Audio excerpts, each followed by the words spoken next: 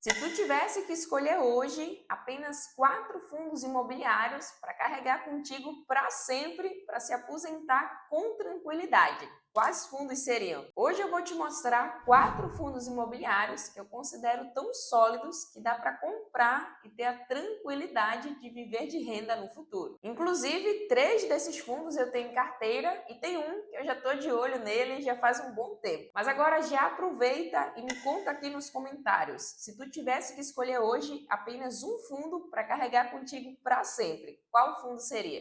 E bora lá, porque eu não só vou te falar o nome desses fundos, como eu também vou te mostrar o meu checklist pessoal que eu utilizo para selecionar bons fundos. Então presta atenção, porque eu vou te ensinar como eu selecionei esses fundos. Não é para tu pegar o nome deles e simplesmente sair correndo para comprar as cegas. Até porque se tu fizer isso na primeira queda, provavelmente tu vai se desesperar, não vai saber se é uma oportunidade, se é um risco e vai ficar de mãos abanando. Então preste atenção que eu vou te mostrar aqui como eu selecionei cada um desses fundos para que você aprenda o racional por trás. E claro, né, não é porque é um fundo sólido para você carregar para sempre que é para tu esquecer ele lá 100%. Não existe nenhum fundo 100% seguro que você vai comprar, colocar na tua carteira e nunca mais precisar olhar para ele. Nessa vida a única garantia é a morte e olhe lá, nem isso, porque se Jesus voltar antes. Então tem que acompanhar os fundos sim, não é simplesmente jogar lá e esquecer para sempre. Ah, e um outro ponto importantíssimo, não é porque é um bom fundo que ele está em preço de compra, não significa que tu tem que sair correndo para comprar ele e colocar na tua carteira agora. Eu não estou falando aqui em preço ou oportunidade, mas unicamente na qualidade do ativo. Então preste atenção, porque eu vejo vocês saindo à solta aí, comprando na hora errada e depois acaba xingando porque não teve o retorno esperado. Mas claro, tu também comprou na hora que não era para comprar. Mas agora, sem mais enrolação, já vamos aqui direto para o primeiro fundo, que é o HGLG11, um fundo imobiliário do segmento logístico. Inclusive, já vou te mostrar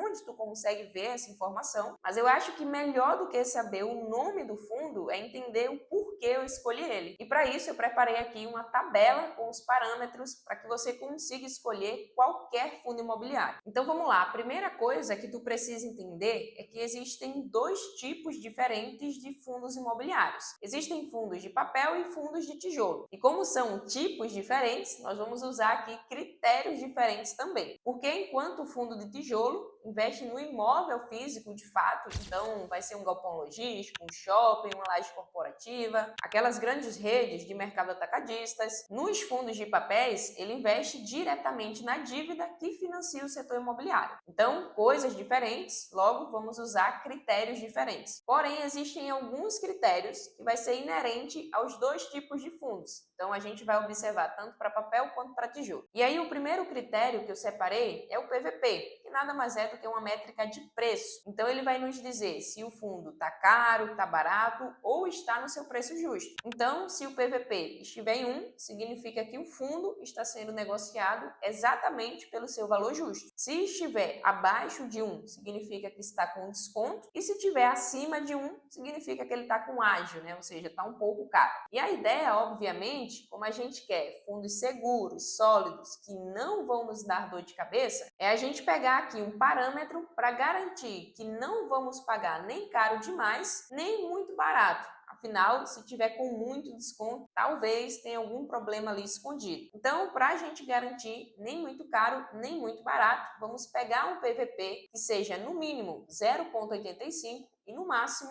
1,15. Assim a gente garante descartar muito fundo que ou esteja muito caro ou esteja com algum problema e por isso apresente um desconto alto. E o segundo indicador que vamos olhar é a liquidez, que é justamente a facilidade ou dificuldade de se desfazer daquele ativo. Muita gente pergunta, inclusive, Raíssa, se eu investir em fundo imobiliário, me arrepender e quiser meu dinheiro de volta, como é que eu faço? Caso você queira o seu dinheiro de volta, você precisa realizar a a venda das cotas que você adquiriu. E aí, claro, para tu conseguir vender, precisa existir uma pessoa na outra ponta disposta a comprar. E por isso que é importante a gente olhar para a liquidez, que é justamente o indicador que vai nos dizer se vai ser fácil ou difícil vender as nossas cotas. Se a liquidez for muito baixa, provavelmente você vai ter dificuldade para vender ali as suas cotas ou até mesmo comprar mais cotas. Agora, uma boa liquidez, você dificilmente vai ter algum desses problemas e para isso a gente vai olhar para uma liquidez que seja acima de R$ 1 milhão. Próximo indicador que a gente precisa analisar é o patrimônio do fundo. E para o nosso parâmetro aqui, como o foco é fundos imobiliários tranquilos, para a gente carregar para sempre, eu coloquei aqui um patrimônio acima de R$ 1 bilhão. E aí, claro, né, não significa que fundos imobiliários que tenham menos do que isso de patrimônio sejam fundos ruins. Na verdade, muito pelo contrário, existem bons fundos com patrimônio inferior a R$ 1 bilhão. Só que a ideia aqui é só filtrar a nata da nata, garantir que a gente não vai errar. Então, para isso, vamos seguir aqui um patrimônio líquido acima de R$ 1 bilhão. E o próximo indicador para a gente analisar aqui, tanto em fundos de papéis quanto fundos de tijolos, é justamente o histórico ou existência daquele fundo. E nesse caso aqui eu coloquei no nosso checklist que seria interessante um histórico mínimo de 5 anos de existência. Isso aqui traz para a gente uma maior tranquilidade, afinal tem mais histórico para a gente analisar, tem mais tempo para o fundo provar sua qualidade. Do contrário, se você investir ali em um fundo novinho que está começando agora, talvez você se sinta um pouco mais inseguro. E a ideia aqui é segurança sem ter dor de cabeça. Então, vamos analisar fundos que tenham no mínimo 5 anos de existência. E aí, vamos entrar agora nos indicadores que são apenas de tijolos. E aí, eu já vou te mostrando isso em paralelo com os próximos fundos que eu separei aqui. E logo em seguida, eu vou te explicando também sobre os indicadores que são apenas de fundos de papéis. Então, vamos lá. O próximo indicador é o Dividend Yield. Eu sei que muitos de vocês costumam olhar para ele em primeiro lugar e às vezes esquece até dos demais indicadores. Mas o Dividend Yield, na verdade, deve ser um dos últimos indicadores que tu deve olhar. E outro erro que muita gente também acaba cometendo é achar que para o Dividend Yield, quanto maior, melhor. Afinal, a gente está falando aqui do retorno, né, da rentabilidade, vamos dizer assim, que a gente vai ter ao investir naquele fundo. Porém, para o Dividend Yield, a gente também tem um parâmetro, porque existe uma regra no mundo dos investimentos que talvez você se esqueça na hora de olhar apenas para o Dividend Yield. E a regra é o seguinte: quanto maior o retorno, maior também é o risco. Então, se um fundo imobiliário está entregando muito Dividend Yield, provavelmente tem algum risco ali que tu não está enxergando. E para evitar da gente ter dor de cabeça, para o Dividend Yield de fundo de tijolo, a gente vai olhar aqui para no mínimo 7% e no máximo 13%. E aí deixa eu logo aproveitar aqui para te dizer o Dividend Yield de papel, porque logo em seguida eu vou te mostrar na prática para você perceber essa diferença entre os dois. E aí no caso para fundo de papel, a gente vai olhar para um Dividend Yield acima de 9% e no máximo 15%. Então percebe que tem uma diferença entre Dividend Yield de papel e Dividend Yield de tijolo. Mas vamos olhar isso aqui na prática. O primeiro fundo que eu tinha separado aqui pra gente é o HGLG11, um fundo logístico, que como eu estava te explicando, né? A gente consegue ver essa informação logo aqui embaixo, ó, no site do Investidor 10, você vai vir aqui em informações sobre o fundo e logo aqui na direita você vai ter o tipo de fundo. Então, nesse caso aqui, é um tipo de tijolo e o segmento dele é de galpão logístico. Mas voltando aqui em cima, percebe, o dividend yield dele está em 8,28%. Aqui a gente está falando de um fundo logístico. Agora, vamos olhar o próximo fundo da nossa lista que eu separei, que inclusive é um fundo de papel, que é o KNCR11. E percebe, o dividend yield aqui do KNCR11 está em quase 13%. E essa diferença de rentabilidade entre os tipos de fundos imobiliários, existe uma razão. Então é importante que tu entenda, até mesmo para tu não cometer o erro de sair correndo só para comprar fundo de papel, já que ele paga mais. Porém, a razão para isso é que o fundo imobiliário de papel, ele te entrega toda a rentabilidade no dividendo mensal. Já o fundo imobiliário de tijolo, ele tende a se valorizar com o tempo. o valor que você paga na cota, ele vai crescendo ao longo do tempo. Porque no fundo de tijolo, a gente está falando de um imóvel físico de fato. Então, quando tu compra aí tua casa, o teu apartamento, você espera que com o passar do tempo, o valor do imóvel vá se valorizando. E nos fundos imobiliários acontece a mesma coisa. Então, vem aqui comigo para você ver na prática. Vou pegar aqui o fundo KNCR11, aí aqui no valor patrimonial por cota, a gente vai clicar aqui nesse histórico e percebe uma coisa muito importante. Se a gente volta um pouquinho no tempo, há 5 anos atrás, cada cota aqui do KNCR11 estava custando próximo de R$ 98.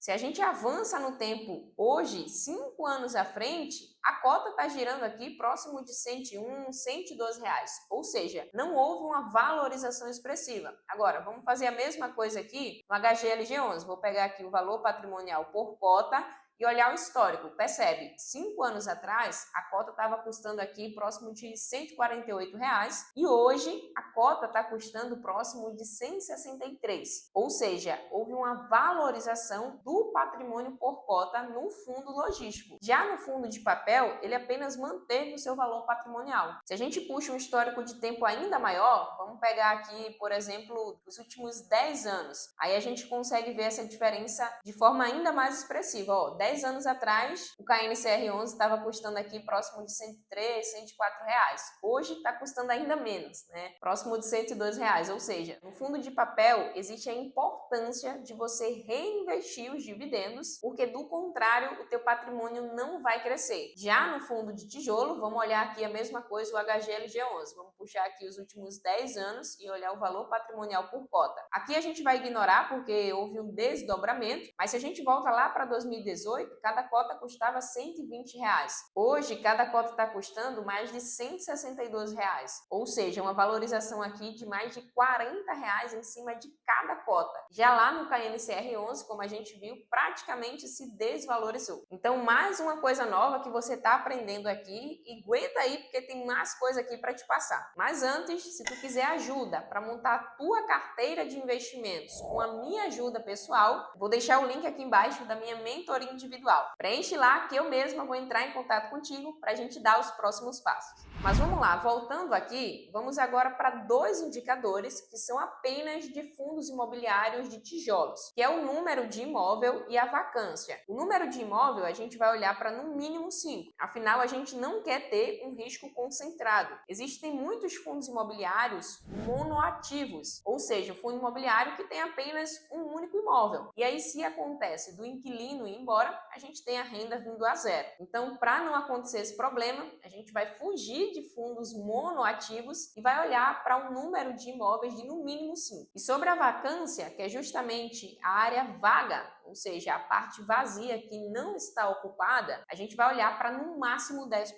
Afinal, não adianta de nada um fundo ter 10 imóveis diferentes, porém, se a maioria desses imóveis estiver ocupado só metade, aí a gente estaria também deixando muita grana na mesa. Para isso, a gente vai olhar para uma vacância de no máximo 10%.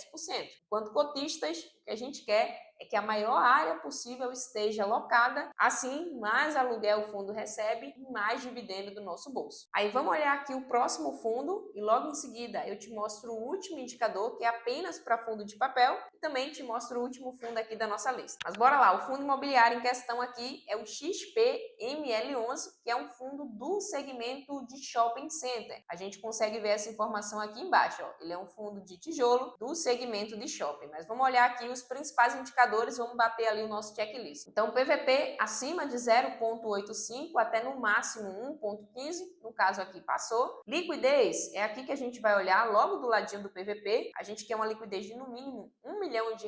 Esse fundo aqui está com a liquidez de mais de 12 milhões. Então, de fato, a gente não vai ter problema em relação a isso. Vamos antecipar já o dividend yield que está aqui do lado. A gente quer um dividend yield de no mínimo 7% para fundos de tijolos. Então, no caso aqui, também está dentro do nosso checklist. Vamos olhar o valor patrimonial. Eu não te mostrei ainda onde que tu consegue essa informação, mas é logo aqui embaixo, ó. Valor patrimonial, mais de 6 bilhões de reais. A gente quer um valor patrimonial de no mínimo 1 bilhão, e esse aqui passa também no nosso checklist. Mas vamos descer aqui mais embaixo para a gente dar uma olhada em relação a essas últimas informações que eu te passei, que é a quantidade de imóveis, e a gente vê aqui, ó, que só em São Paulo ele já tem mais de 10 imóveis, e a gente quer no mínimo 5. E aqui o XPML11 já tem mais mais de 20 shoppings espalhados aí por vários estados do nosso país. E aí, descendo mais aqui embaixo, a gente consegue ver a vacância, que é justamente o que eu te expliquei, e a gente quer aqui uma ocupação de no mínimo 90%.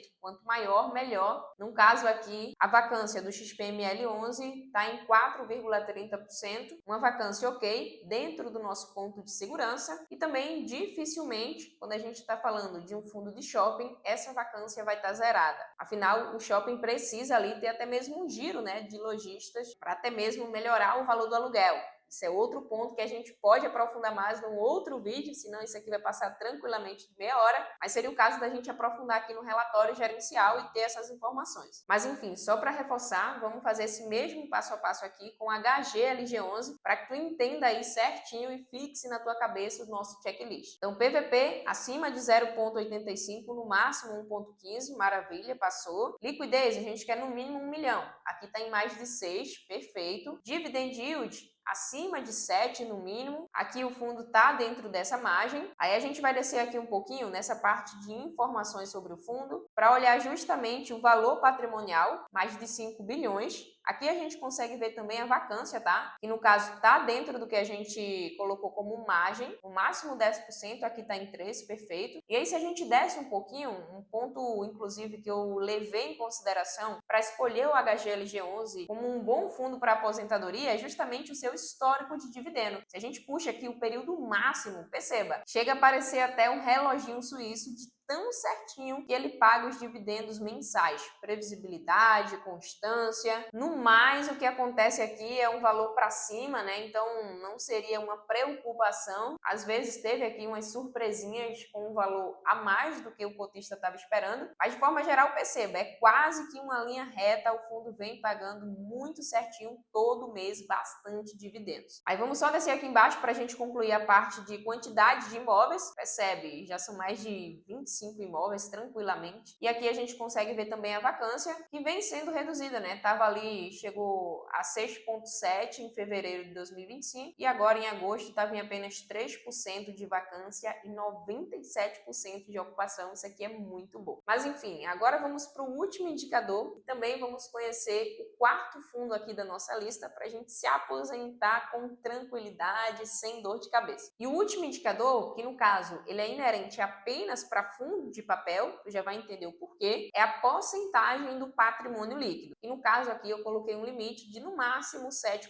Então, só te explicando, né? Um fundo de papel, ele investe na dívida atrelada ao setor imobiliário. Então, ele financia ali construção de shoppings, imóveis residenciais, fazendas, área rural. Então, enquanto o fundo de tijolo, ele compra o imóvel físico já pronto, de fato, né? Existe ali o prédio, o tijolo. No fundo de papel, ele empresta o dinheiro para financiar aquele imóvel. E aí, como a gente está falando aqui de dívida, é muito importante que a gente tenha essa porcentagem diluída. Porque imagina, se o fundo de papel pega toda a sua grana, todo o seu patrimônio e empresta apenas a um único devedor. O risco seria altíssimo. Então, o que a gente quer é que do patrimônio líquido, do patrimônio total do fundo, ele empreste para vários devedores. Assim, se um problema acontecer com algum devedor específico, não vai quebrar todo o fundo. Então, no caso, no fundo de papel, de nada adianta o fundo passar por todos os nossos indicadores, PVP, dividend yield, liquidez, patrimônio, e no fim pegar todo o patrimônio e emprestar um único devedor. A gente quer que isso aqui esteja bem espalhado, ao ponto de que o maior devedor tenha no máximo 7% do patrimônio líquido daquele fundo. Mas vamos aqui na prática, para tu entender um pouquinho melhor, eu vou te apresentar o último fundo e aí a gente olha aqui essa questão do PL. Então, o quarto fundo que eu separei aqui para a gente se aposentar, se bancar, sem estresse, sem preocupação,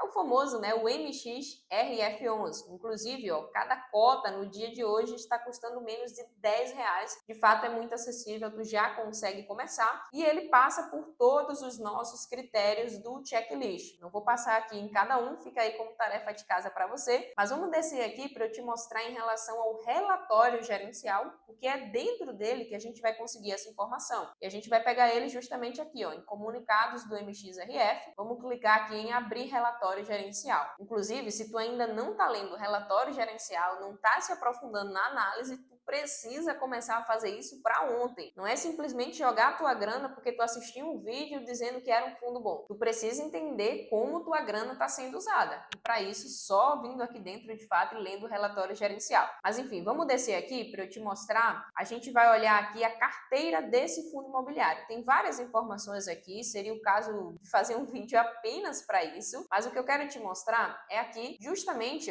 a carteira de CRIs desse fundo. Afinal, a gente está falando aqui de um fundo de papel que investe majoritariamente em CRIs, né? Certificado de Recebível Imobiliário. E aqui a gente tem uma lista com todos os devedores do MXRF11, vai até lá embaixo, mas aqui nessa coluna a gente consegue ver a porcentagem do PL, que foi justamente o que eu te falei, que a gente vai observar para no máximo 7%.